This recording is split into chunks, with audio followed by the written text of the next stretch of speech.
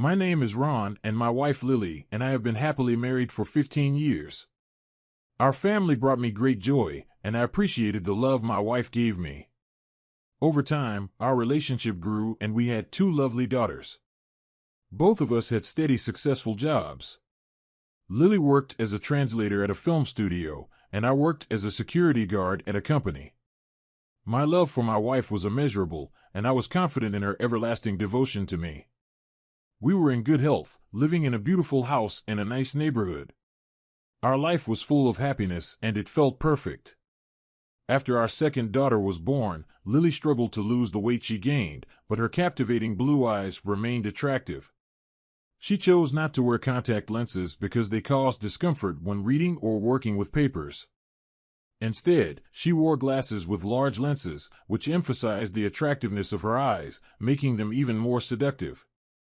My love for her remained unchanged. I was sure that she really loved me, as our strong bond was quite obvious. Our family was filled with happiness because we had two beautiful daughters, and financial stability was never a concern. My life was filled with happiness until that fateful moment. After 15 years of marriage, an unpleasant incident occurred that threatened the harmony and perfection of our world. In recent years, Lily has developed a habit of going to parties with her female colleagues. They visited various pubs, alternating their favorite places. On Fridays, they met in these places after work. Lily often assured me that it was just an opportunity to chat and relax. Naturally, I didn't mind her spending time in such places. After all, I invariably came home in the early morning every day and took responsibility for our daughters on those evenings when Lily was out with her friends. I cooked dinner for our girls and was happy to help them with their homework. Performing these duties brought me great joy. Lily usually returned home around 8 in the evening after her outings, which allowed us to enjoy the weekend with the whole friendly family. We loved to spend time together, which gave us all great pleasure. And by all means, we had dinner together with our daughters on Saturday evenings. But in recent months, there had been a change. Lily started coming home later than usual on the night she spent time with her friends. Instead of coming home around 8, she'd come home closer to 10, and I could sense that she'd had a few drinks. Despite my remarks, I didn't voice my concern. After all, she remained the same affectionate and devoted wife she had always been.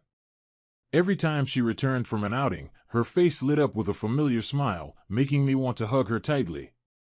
I realized that going out with friends served as a way for Lily to relax, allowing her to escape from the pressures of a stressful work week. I reassured myself that her interactions with the coworkers she spent time with were harmless and purely for pleasure. Even if she started coming home later than usual, I saw no reason to worry. But a few weeks ago on a Monday morning, I received an email from an anonymous sender who introduced himself as just a friend. At first, I decided to delete the letter without reading it, but after thinking about it, I decided to take the time to familiarize myself with its contents. The letter I received was like this. I happened to be at the Black Crow last Friday evening and noticed your wife among a group of people. She seemed to be enjoying it immensely. I couldn't help but notice that she danced almost exclusively with one particular man from her company. In case you're interested, I decided to capture this moment and took a picture on my mobile phone. Take a good look at the photo, and if you still think there is nothing wrong with her actions, then feel free to ignore this message. There was a file attached to the email that needed to be opened to view the photo. I wondered why someone would send me this message if there was nothing surprising about it. Moreover, the letter had already planted doubts in me, and I felt uneasy about what I was about to find out. It was not pleasant to learn that Lily had danced while walking with a man she had never mentioned before. Up until now, I had always assumed that Lily dated exclusively female colleagues at parties. However, there was a possibility that she was dancing with someone who was already present at the Black Raven who wasn't really part of their company. Nevertheless, a lump formed in my throat, and an uneasy feeling swept over me. Despite my inner hesitation, I gave in to my curiosity and opened the attachment. When the image appeared on the screen, it was noticeable that it was not quite centered, as if the photographer had taken precautions not to be noticed. In the background, I noticed my wife's colleagues, both men and women, sitting at a long table. Despite the slight blurring of the image, I could still make out my wife on the right, dancing on the dance floor. She was wearing a beige blouse decorated with red flowers and green leaves and the same brown trousers. It was the same outfit that Lily had worn the last time she went out with her friends. Thus, I came to the conclusion that the photo I am looking at now was taken last Friday. That evening, she came home later than usual. It was 10:30 when she hugged me and looked at me intently. When I looked at the picture, I noticed her happy smile, but something drew my attention. She stood on the dance floor, held closely by a tall young man. They were tightly wrapped around each other, with Lily's arms around his neck. I was quite surprised by what I saw. I couldn't remember ever dancing with Lily in such a bad way or behaving like that with any other woman in public. The man's lower body pressed against hers, and I couldn't help but imagine the sensations he must have felt due to his obvious attraction in that position. It seemed natural to feel desire. Strangely, Lily didn't appear alarmed by what was happening. Instead, she wore a pleased smile, suggesting her active involvement when they locked eyes. I felt repulsed witnessing my wife, the mother of our 2 daughters, so close to a stranger and openly displaying affection in public. The disbelief I experienced was beyond words. I knew for certain she would never dance with me in public like that. I couldn't understand why she would allow a complete stranger to act this way with her. A question arose in my mind: was he truly a stranger? Doubt crept in and grew rapidly, overpowering all my attempts to suppress it. Various scenarios involving my wife and unfamiliar men began to play out in my mind. A strong sense of nausea washed over me, leading me to rush to the bathroom where I regretfully vomited my breakfast. Perplexed, I observed Lily, my beloved wife, behaving in a manner that hinted at promiscuity. Was she really having an affair? How could she betray me and our 2 daughters like this? Countless other questions filled my thoughts, but one kept recurring: who was this man? I couldn't help but assume he was a colleague of hers. How long had this secret involvement been happening right under my nose? What drove her to engage in such a deceitful relationship with him? Had she betrayed me? I was determined to uncover the truth and gather solid evidence of what had truly occurred. With a renewed sense of purpose, I tried to uncover the latest information about Lily's actions. For the next half hour, I retreated to the bathroom in my room, attempting to regain my composure and mental clarity. As time passed, a whirlwind of emotions stirred within me: disappointment, sadness, anger fueling a growing desire for revenge. I found myself gripped by intense feelings that provoked a strong reaction. At one point, I wanted to lash out at Lily, vent my anger and frustration. In the next moment, I wanted to embrace her and implore her to end her relationship with this man.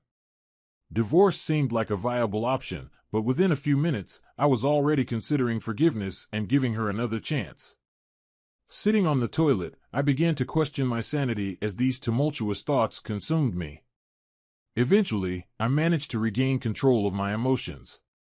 I decided to avoid impulsive actions and patiently monitor Lily's behavior before taking any definitive steps.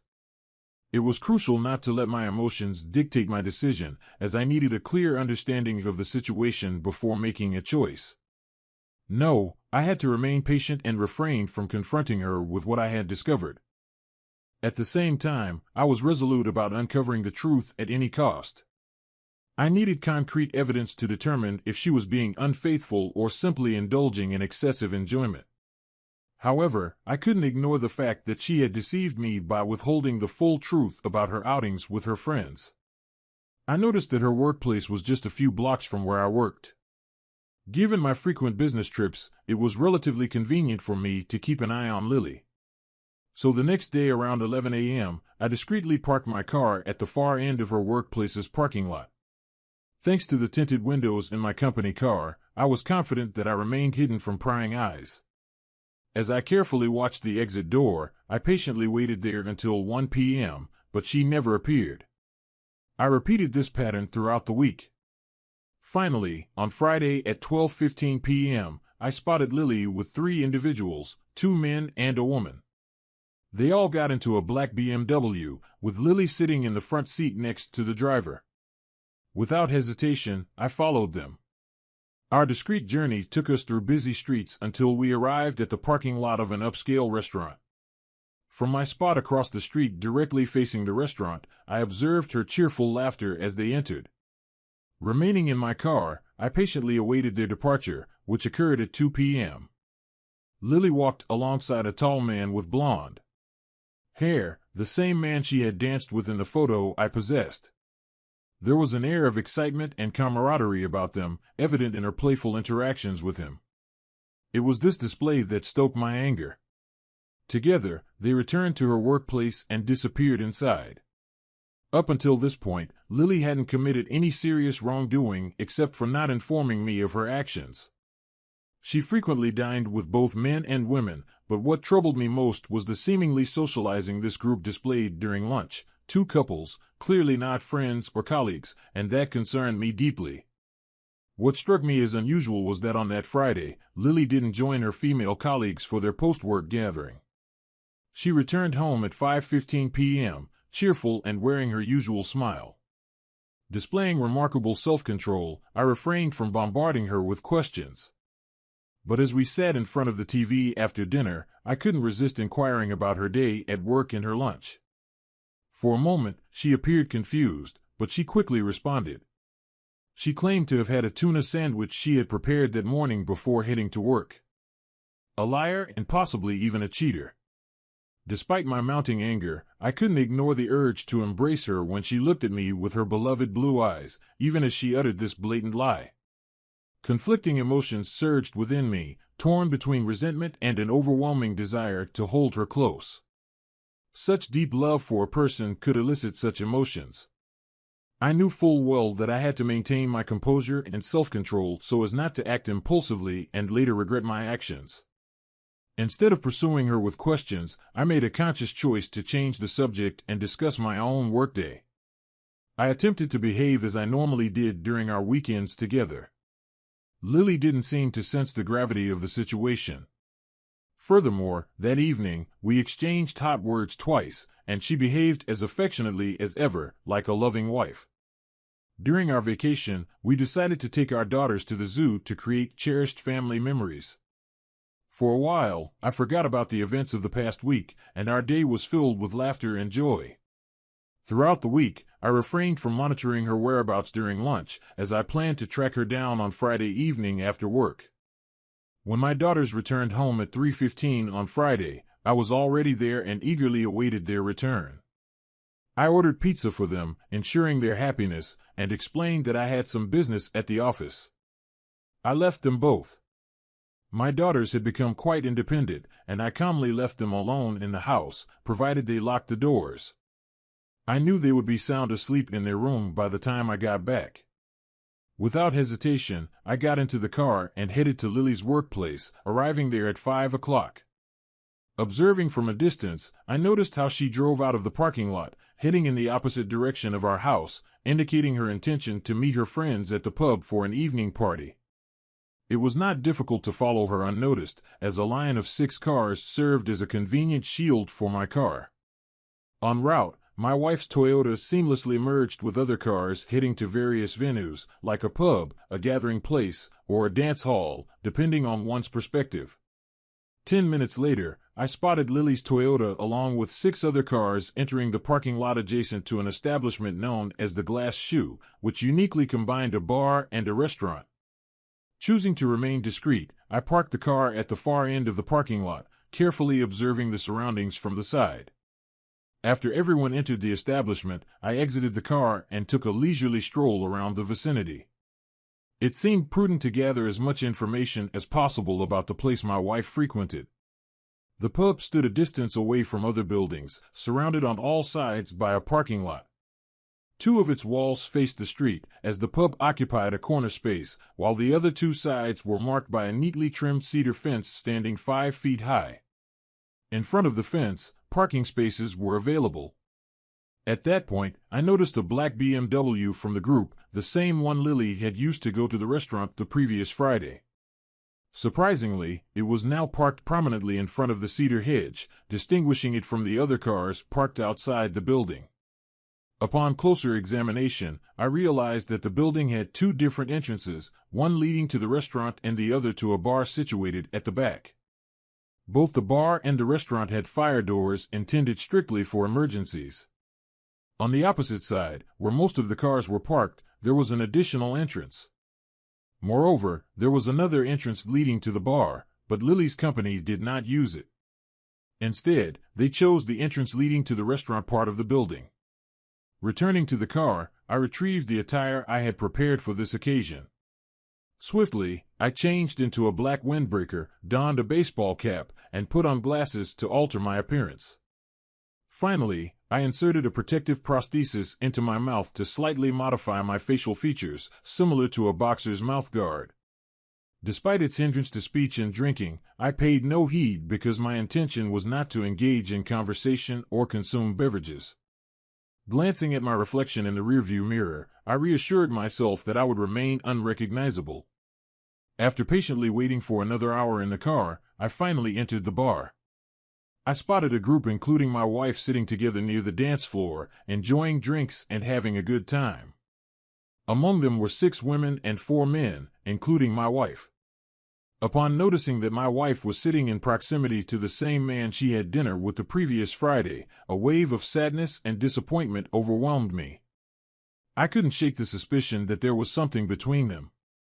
Deciding to distance myself from the situation, I chose a table in the far corner, as far away from them as possible. From my vantage point, I began to closely observe the unfolding events. The spot I selected was dimly lit, occupied by several individuals nursing their sorrows, much like me. I was confident that no one would pay attention to me in this corner. In less than a few minutes, music began to play, luring people to the dance floor. Before I could turn away, I witnessed Lily dancing with the man seated next to her. Strange smiles appeared on the faces of the remaining 3 men at the table as they watched Lily and her partner dance. It became evident to me that Lily and this man were more than mere acquaintances, and everyone nearby was witnessing their dance. Several hours passed, and their group dwindled to Lily, another woman, and 2 men. Eventually, both couples found themselves on the dance floor, leaving no doubt to all present that my wife and this man were lovers. He drew Lily closer, placing his hands on her waist.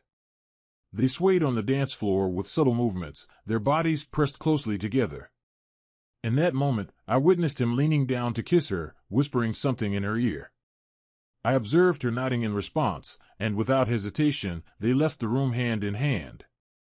Intrigued, I discreetly followed them out into the dark street. I watched them walk hand in hand to his car. Keeping my distance, I observed them enter the back seat. It became clear why he had parked the car in the last row of the parking lot near the cedar hedge. He sought privacy and the absence of prying eyes. With no other cars nearby, the hedge acted as a shield for his vehicle, and he likely felt secure in that location. Curiosity consumed me as I contemplated their intentions. How far was Lily willing to go? Determined to uncover the truth, I cautiously headed to the opposite end of the parking lot. Stealthily, I made my way between parked cars, striving to remain unnoticed. Before I knew it, I was positioned next to the back of his black car. Initially, I noticed an absence of people inside. It crossed my mind that they were likely in the back seat. In the dim light near the hedge, I was certain they wouldn't spot me from inside the car. So, I cautiously moved closer and leaned towards one of the rear windows. Unfortunately, the heavily tinted windows made it impossible to see anything. Despite the poor visibility, I could still hear muffled voices from inside the car. I wrestled with the decision of whether to intervene immediately and rescue her or wait and catch Lily in the act of betrayal. The choice tormented me, but there was no time to make up my mind. As fate would have it, the car started rocking in rhythm with the music, which to my dismay happened to be my wife's favorite. My anger overwhelmed me, and without thinking, I yanked the door handle and flooded the car with light from the roof lantern. To my horror, I discovered my beloved wife Lily lying on her back with her lover atop her. They were engaged in their illicit activities. I quietly removed my glasses and the denture that concealed my true identity. As the car's interior lit up, Lily's eyes widened in shock and recognition. In seconds, her expression shifted from joy to utter disbelief. After a brief moment, she spoke, her voice trembling and uncertain. "Oh my God, Ron, please forgive me," she muttered. "Don't rush into decisions you'll regret. It meant nothing to me. Just wait for me." I closed the door firmly behind me and swiftly headed to my car. As I drove away from the parking lot, Lily was already chasing after me, urgently pleading for me to wait. Less than 5 minutes later, she arrived home in a disheveled state, tears filling her eyes. "Oh my God, honey, I'm so sorry," she pleaded. "I love you more than anything in the world. I understand that I hurt you, Lily. You broke our marriage vows. In our 15 years together, I've never betrayed you. If I'd known you were cheating, maybe I'd have sought comfort elsewhere too. If fidelity doesn't matter in our marriage, perhaps I'd have sought fleeting pleasures," I said, my voice laced with anger. "Ron, please hear me out. I love you with all my heart. What I did didn't matter to me at all. I wish I could turn back time and fix everything, but it's impossible. You have to believe that you are my world. If you compare my life with yours and our 2 daughters, it doesn't matter at all." Tears streamed down her face as she struggled to contain her emotions, burying her face in her hands as if searching for salvation. Eventually, her legs gave way and she sank onto the sofa, continuing to express her remorse repeatedly. "Stop apologizing," I said sternly. "What you did to our marriage is unforgivable. Tell me who he is and how long this betrayal has been going on," I said, relieved that she was no longer standing right in front of me. My anger surged as I grabbed her by the neck and shook her, an unfamiliar rage taking hold of me. "His name is Nick," she confessed, her voice trembling. "He's a colleague from the studio. This shouldn't have happened. Please believe that I love you more than anything." But then a terrible thought crossed my mind. "But you must admit your deception," I retorted. "You've been lying to me about your outings with friends while secretly seeing him for years. Do you expect me to believe you haven't been deceiving me all this time?" In a panic, she exclaimed, "Oh my God, no. This happened only recently. Please believe me. My love for you has only grown stronger over time. I beg for your forgiveness and understanding. There was never any genuine love in my actions." Tears welled up in her eyes again, her disheveled appearance and swollen red eyes reflecting the gravity of the situation. She pleaded for forgiveness. "No, you don't grasp the seriousness of this situation," I replied, disappointment evident in my voice. "Think about your colleagues who witnessed your affair. Think about us. Consider how others will perceive us if they see us together, whether on the street or at the office. It's not just a secret affair anymore. It's a blatant display of infidelity. You've publicly betrayed me. I'm sorry, but I can't bear this humiliation and I want a divorce. I was resolute in my decision to end our marriage. Ron, please. I'm begging you, forgive me. You know I can't live without you. Please reconsider. I'm genuinely asking for your forgiveness. I promise it won't happen again. Right now, our priority is saving our marriage and protecting our family." As she spoke, I stood up and turned away, needing some solitude to think about our relationship. "Lily, our marriage started falling apart when you chose to be unfaithful. The consequences we're facing today stem from that betrayal." Suddenly, a sharp scream pierced the room, followed by sorrowful crying that deeply affected me. When I looked back at Lily, she was on the floor, sobbing uncontrollably with her head in her hands. In that moment, conflicting emotions swirled within me. I wanted to embrace her, offer comfort, but anger and a sense of betrayal prevented me from doing so. I felt incapable of staying close to her, unsure if I could trust myself around her. Silently, I left our home and sought refuge for the night in a hotel room. I couldn't sleep, and my rest was restless and empty. Come morning, I decided to inform my secretary that I wouldn't be coming to work that day. I stayed in my hotel room until noon, pondering the events that had unfolded. Eventually, I managed to work up an appetite and dined sparingly in the hotel restaurant. With a heavy heart, I made my way to the office. Along the way, I couldn't help but glance towards my house. To my dismay, there was a green Toyota parked in front, and this unfamiliar presence heightened my anxiety. I concluded that the green Toyota belonged to Frances, Lily's sister. It was somewhat comforting to think that in addition to their unfaithful mother, my daughters could rely on their aunt for support. However, I was still unaware of Lily's deteriorating condition. After I left home the previous evening, Lily had confided in her sister over the phone. The severity of the situation overwhelmed her, leading to a sudden breakdown. Now she was in the hospital, grappling with the aftermath of her emotional breakdown. It wasn't until I arrived at my office that I received the news. I received a call from Lily's sister Francine, and we had a lengthy conversation. According to her, Lily was in an extremely critical condition, constantly in tears and anxious. What shocked me was that less than an hour after I had left the previous evening, my elder daughter had reached out to Francine, informing her that Lily was delusional and I was absent. After their conversation, Francine hurried to my house and witnessed the dire state of her sister. Recognizing the gravity of the situation, she wasted no time in calling an ambulance for emergency medical assistance.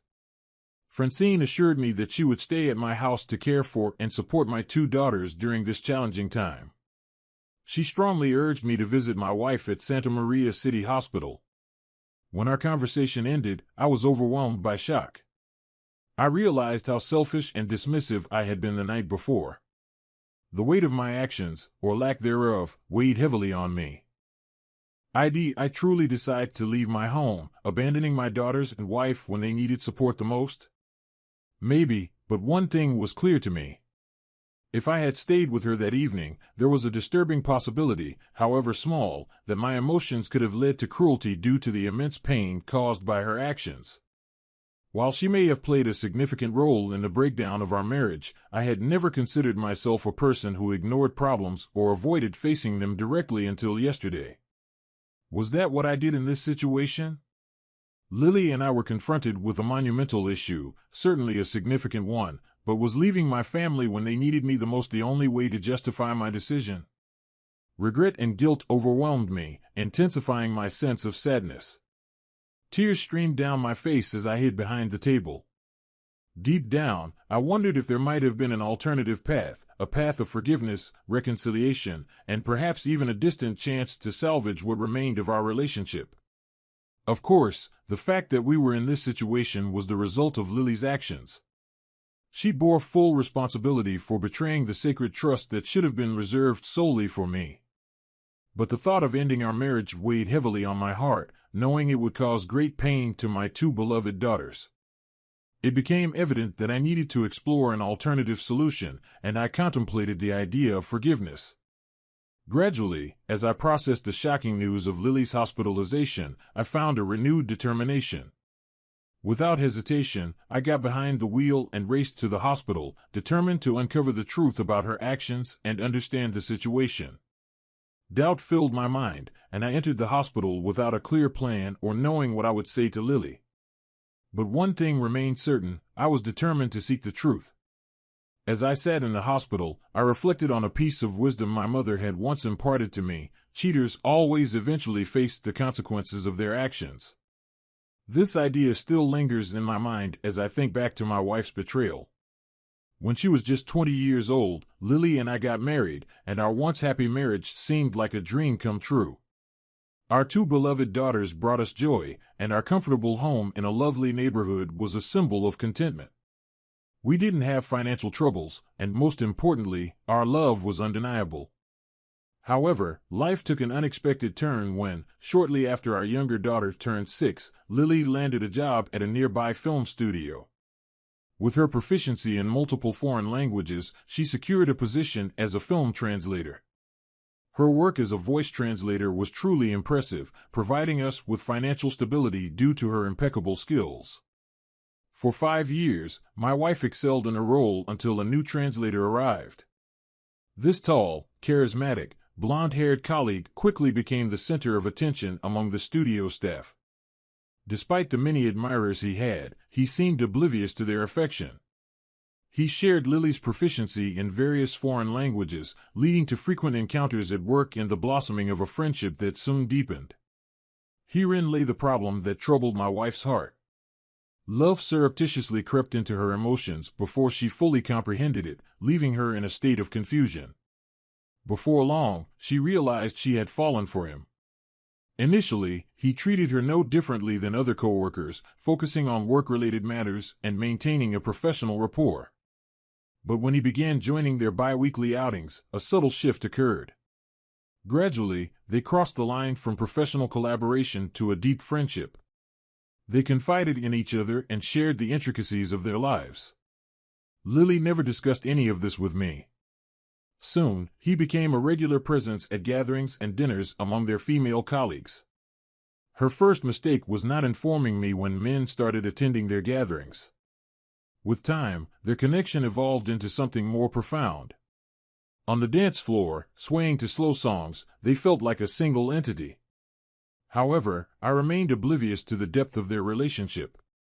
In a dimly lit corner of the dance floor, Lily found herself locked in his embrace, and their lips met in a kiss that was more than just friendly.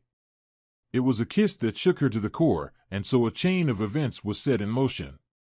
The following Friday, during one of their outings, he found a reason to take her away from the pub, ultimately leading to a passionate encounter in his car. Their desires grew, and they soon found themselves entangled like wild creatures in the back seat. Overwhelmed by guilt upon returning home, Lily was determined to give me the love and affection I deserved, unaware that as her husband, I deserved unwavering loyalty. However, due to their daily interactions at work, it became increasingly challenging for her to distance herself from him.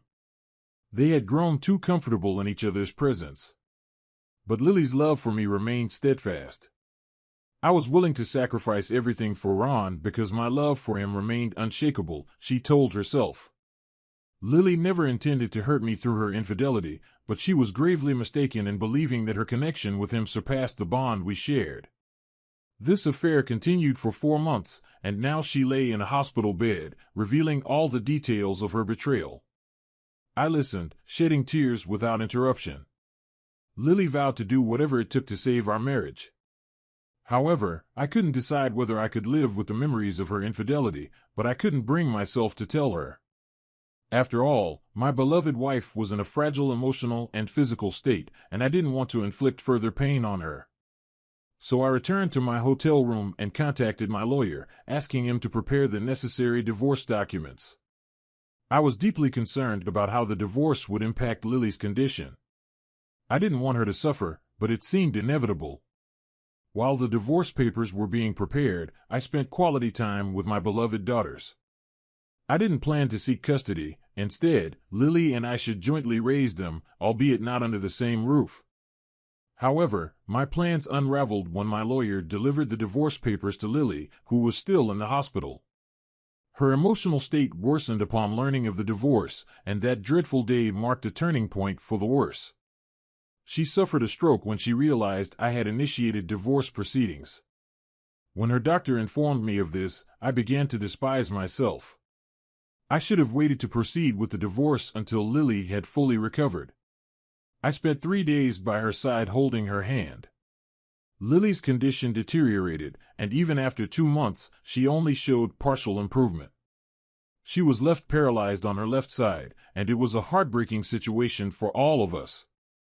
I blamed myself entirely, but at the same time, I understood that if Lily hadn't engaged in a secret affair with her colleague, none of this would have happened. No matter how hard I tried to convince myself to stay in the same house with Lily and our daughters, I couldn't do it. Every time I looked at her, I would be reminded of that scene of betrayal in the car. So I packed my belongings and moved into a nearby rented apartment to stay close to my beautiful daughters. As much as I didn't want it to be this way, it was Lily herself who had turned our once happy life into chaos and suffering.